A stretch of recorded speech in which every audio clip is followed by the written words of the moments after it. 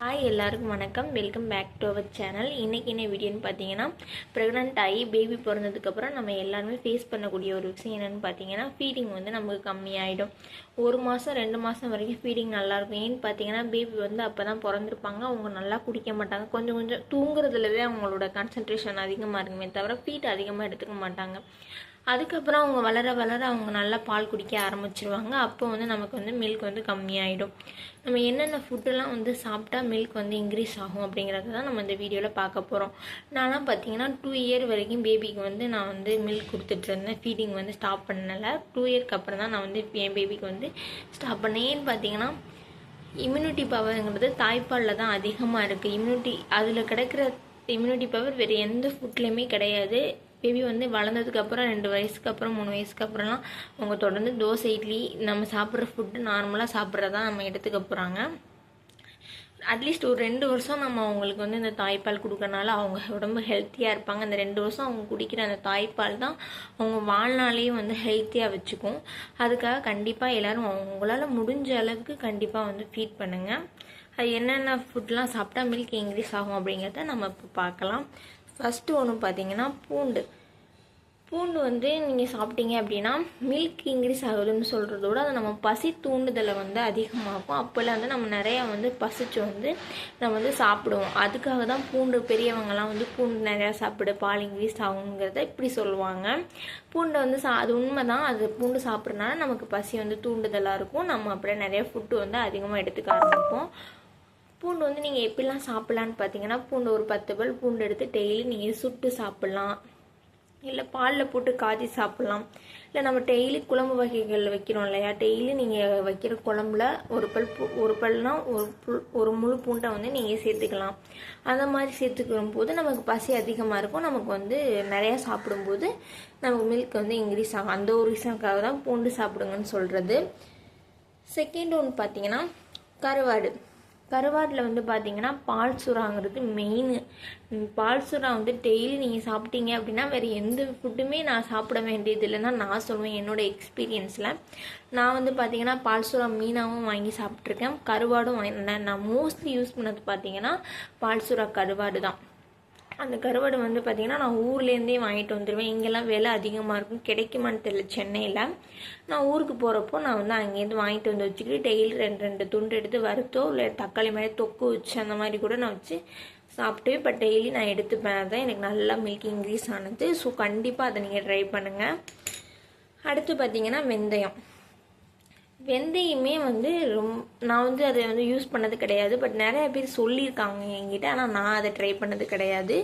உங்களுக்கு நீங்கள் ட்ரை பண்ணுறதா இருந்தால் கண்டிப்பாக ட்ரை பண்ணுங்கள். வெந்தயம் வந்து பொடி பண்ணி ஜீரகம் வெந்தயம்லாம் போட்டு இந்த மாதிரி மசாலா மாதிரி ரெடி பண்ணி குழம்புல போட்டு பொடியாக சேர்த்து அந்த மாதிரி சாப்பிட்டா பால் இன்க்ரீஸ் ஆகுதுன்னு சொல்கிறாங்க. நீங்கள் வேணும்னா ட்ரை பண்ணி பாருங்கள். அடுத்து வெஜ்ஜில் பார்த்தீங்க அப்படின்னா கீரை முருங்கைக்கீரை, நீங்கள் என்ன கீரை சாப்பிட்டாலும் சரி, அது முருங்கைக்கீரையாக இருக்கட்டும், அரைக்கீரையாக இருக்கட்டும், பருப்பு கீரையாக இருக்கட்டும், எதுவாக இருந்தாலும் சரி நீங்கள் கண்டிப்பாக எடுத்துக்கோங்க. அதுலேயுமே பால் வந்து இன்க்ரீஸ் ஆகும். பீட்ரூட்டு, கேரட்டு, முட்டை இதெல்லாம் வந்து கண்டிப்பாக நீங்கள் எடுத்துக்கோங்க. அப்புறம் பார்த்தீங்கன்னா பால் வந்து 1 லிட்ரு 1/2 லிட்ரு குடிக்கணுங்கிறது அவசியம் கிடையாது. பட் வந்து ஒரு 100 ml மார்னிங் வந்து நீங்கள் எடுத்துக்கலாம். மார்னிங், மதியம், இல்லை நைட்டு 3 நேரமே வந்து பால் எடுத்துகிட்டு அது கூட ப்ரெட்டு 2 நீங்கள் நனைஞ்சு சாப்பிட்டீங்க அப்படின்னா கண்டிப்பாக வந்து மில்க் இன்க்ரீஸ் ஆகும். இப்போ நைட் டைம்லலாம் பேபி பிறந்தாக்கெலாம் அழுதுகிட்டே இருப்பாங்க. அவங்களுக்கு வந்து நம்ம மில்க் கொடுத்துட்டோம், டக்கு நம்மக்கிட்ட வந்து மில்க் அவங்க கொடுத்துட்டோம் அப்படின்னா நம்மக்கிட்ட இருக்காது. அப்போ நைட் டைமில் போய் நம்ம சாப்பிட்டுட்டு இருக்க முடியாது இல்லையா. அந்த டைமிங்கில் நீங்கள் வந்து இந்த மாதிரி பால் காய்ச்சி எடுத்து வச்சுட்டு 2 ப்ரெட்டு சாப்பிடும்போது அடுத்து 1 ஹவர்லேயே வந்து உங்களுக்கு நல்லா தெரியும் உங்களோட மார்பகத்தில் பால் ஊறி இருக்குங்கிறத. ஸோ இதுவுமே வந்து ரொம்ப யூஸ்ஃபுல்லாக இருக்கும். அதையுமே நீங்கள் ட்ரை பண்ணுங்கள். ரெண்டாவது அதே மெத்தட் ரஸ்க்குமே ப்ரெட் எடுத்துக்கோங்க. ஒரு நாளைக்கு ப்ரெட்டு, 1 நேரம் வந்து ரஸ்க், அந்த மாதிரி மாற்றி சாப்பிட்டாங்க. இதுக்குமே வந்து மில்க் இன்க்ரீஸ் ஆகும். அடுத்து பார்த்திங்கன்னா மெயினான ஒன்று பார்த்திங்கன்னா அந்த பால் குடிக்கிறப்போ ப்ரோட்டீன் பவுடர். அது எத்தனை பேர் குடிப்பீங்கன்னு தெரில. பட் நிறைய பேர் குடிக்கிறாங்க, நிறைய பேர் குடிக்கிறது இல்லை போல். அதாவது கவர்மெண்ட்லலாம் கூட கொடுப்பாங்க. அந்த 4 மந்த்து ப்ரெக்னெண்ட்டாக இருக்கிறப்போ 7 மந்த்து ப்ரெக்னெண்ட்டாக இருக்கிறப்போவும் அந்த ப்ரோட்டீன் பவுடர் வந்து 2 டப்பா மொத்தம் 4 டப்பா கொடுப்பாங்க. அந்த டப்பா அதையுமே வந்து நீங்கள் ஒரு ஸ்பூன் வந்து பால் குடிக்கிறப்போ அதை கலக்கி குடிச்சிங்க அப்படின்னா கண்டிப்பாக வந்து பால் இன்க்ரீஸ். இதெல்லாம் நான் வந்து எனக்கு கலக்கி குடிப்பேன். இது எப்போவுமே என்கிட்ட அந்த பாட்டில் மொத்தமே ஒரு 20 பாட்டிலுக்கு மேலே இருந்தது. அந்தளவுக்கு நான் வந்து கன்சீவ் ஆனதுலேருந்து குழந்தைக்கு ஃபீட் பண்ணுற வரைக்குமே வந்து நான் அடிக்கடி வந்து அதை யூஸ் பண்ணிக்கிட்டே இருந்தேன். இப்போது நான் கன்சீவ் வரைக்கும் இப்போவுமே நான் வந்து ப்ரோட்டீன் பவுடரும் நான் யூஸ் பண்ணிட்டு தான் இருக்கேன். ஸோ அதுவுமே ரொம்ப எஃபெக்டிவாக இருக்கும். கண்டிப்பாக யூஸ் பண்ணுங்க. ஒருத்தவருக்கு இது ஒத்துக்கல, எனக்கு ஸ்மெல் பிடிக்கல, அந்த டேஸ்ட் பிடிக்கல அப்படின்னா நீங்கள் மதர் ஹார்லிக்ஸுமே வந்து நல்லாயிருக்கும். அதையுமே வந்து நீங்கள் யூஸ் பண்ணி பாருங்கள்.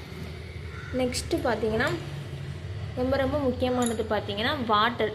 நம்ம இதெல்லாம் ஃபுட்டெல்லாம் சாப்பிட்றத விட நம்ம தண்ணி நிறையா குடிக்கணும். அதுவுமே வந்து ரொம்ப முக்கியம்.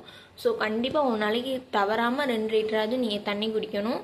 இன்னொன்று பார்த்தீங்கன்னா வாட்டர் மெலன் வந்து அதுலேயுமே வந்து மில்க் இன்க்ரீஸ் ஆகும். பட் வாட்டர் மெலனில் மில்க் இன்க்ரீஸ் ஆனாலும் அதோட பால் வந்து பார்த்திங்கன்னா தண்ணியாக தான் இருக்கும். ஏதோ ஒரு டைம் 2 டைம் நீங்கள் சாப்பிட்டுட்டு அந்த சாப்பிடக்கூடாதுன்னு இல்லை, சாப்பிட்டா பால் இன்க்ரீஸ் ஆகும். நீங்கள் அதையுமே வந்து சாப்பிடுங்க. மரவள்ளிக்கிழங்கு சாப்பிட்டாலுமே பால் இன்க்ரீஸ் ஆகும். அப்புறம் பார்த்திங்கன்னா நீங்கள் எந்த அளவுக்கு பாப்பாவை தூக்கி 2 மணி நேரம் பால் கொடுக்குறீங்க அப்படிங்கிறத பொறுத்தும் பால் வந்து நல்லா இன்க்ரீஸ் ஆகும் உங்களுக்கு. ஒரு பக்கம் மார்பகத்தில் நீங்கள் பால் கொடுக்குறீங்க ஒரு நேரம் அப்படின்னா அந்த ஒரு பக்கத்தில் மட்டும் கொடுங்க. இன்னொரு டைம் வந்து இன்னொரு பக்கத்தில் ஃபுல்லாக கொடுத்து முடிங்க. அப்போ தான் உங்களோட வந்து ஃபஸ்ட்டு வந்து மார்பகத்தில் பால் வந்து தண்ணியாக லாஸ்ட்டாக போக தான் கெட்டியாக தான் பேபியோட வெயிட் கெயினுக்கு ரொம்பவே யூஸ்ஃபுல்லாக இருக்கும். ஸோ கண்டிப்பாக அந்த மாதிரி தான் நீங்கள் ஃபீட் பண்ணணும். அவள் தான் இந்த வீடியோ உங்களுக்கு ஏதாவது டவுட் இருந்துச்சு அப்படின்னா கமெண்ட் செக்ஷனில் கேளுங்க. நான் கண்டிப்பாக ரிப்ளை பண்ணுறேன். அடுத்த ஒரு யூஸ்ஃபுல்லான வீடியோவில் மீட் பண்ணலாம். டாட்டா பாய். இந்த வீடியோ உங்களுக்கு பிடிச்சிருந்துச்சுன்னா லைக் பண்ணுங்கள், ஷேர் பண்ணுங்கள், கமெண்ட் பண்ணுங்கள். மறக்காமல் நம்ம சேனலை சப்ஸ்கிரைப் பண்ணி வச்சுக்கோங்க. இப்போ போயிட்டு வரேன். பாய்.